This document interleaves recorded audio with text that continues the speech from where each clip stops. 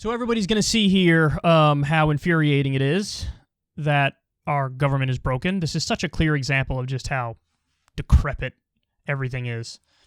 New, this is from Robinson Meyer. New, Congress is considering deep cuts to Biden's $30 billion plan to prevent future pandemics. It's part of an effort to slim down the $3.5 trillion reconciliation bill. Quote, that we have to fight for this $30 billion defies belief, an advocate tells me. So, in an effort to appease Manchin and to appease Sinema and maybe the 7 or 8 Democrats who would want to slim this bill down, they're saying, all right, one of the things we could get rid of is the $30 billion to prevent future pandemics. I mean, this just goes to show you, this isn't about prioritizing things rationally. This isn't about the good of the people. This isn't about crafting a bill that makes sense.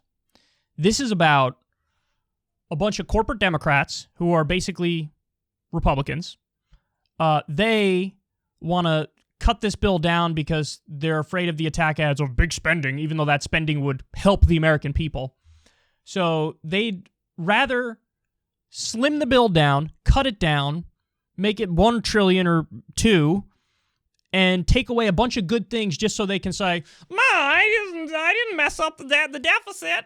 Oh, gosh golly, Papa, please vote for me in my state. And they'd even be willing to take out pandemic preparedness. This is a joke. This is a joke. Our government is a mess. I mean, I can't say enough negative stuff about it. On the one hand, it's the entire Republican Party, all the Republican elected officials are corrupt and representing Wall Street and the military-industrial complex and big oil and every special interest group you can imagine. And the Democrats are corrupt as well. You have a handful of ones that are not, but the overwhelming majority of them are corrupt. And even if they make a decision, so all the time they're legislating based on that corruption and they're paying back their donors who got them in office.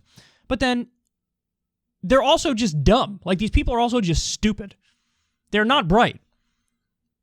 And so they didn't think this was a big deal. They probably didn't even think anybody would write an article on it. They're just like, yeah, well, cut the pandemic preparedness. Shouldn't that be the last fucking thing you'd ever want to cut at a time like this, where we just learned that shit is real and it's terrifying and 615,000 Americans are dead and 4 million people around the world are dead, and you don't want to prioritize this? I mean, what more can you say? I don't know, like, what more can you say about this other than the system is corrupt and rotten and disgusting and broken, and they don't even want good legislation. They don't even want good legislation.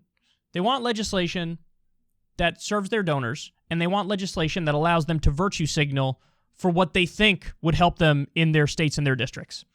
And by the way, they're also wrong about that shit. Like, Manchin thinks he's being a high-minded genius on $15 minimum wage by being against it and supporting like a $12 minimum wage. Polls show West Virginians support a $15 minimum wage. So again, in that instance, it comes back to corruption. He's rather represent the donors.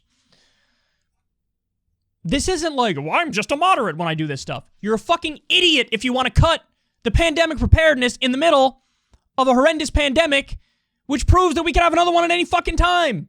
Oh my God. 30 billion pandemic plan preparedness. They're looking to cut it. They're looking to fucking cut it. Moderate Democrats in the House or Senate Democrats. Moderate Democrats. We really got to come up with new terms because the way we discuss them now is far too kind.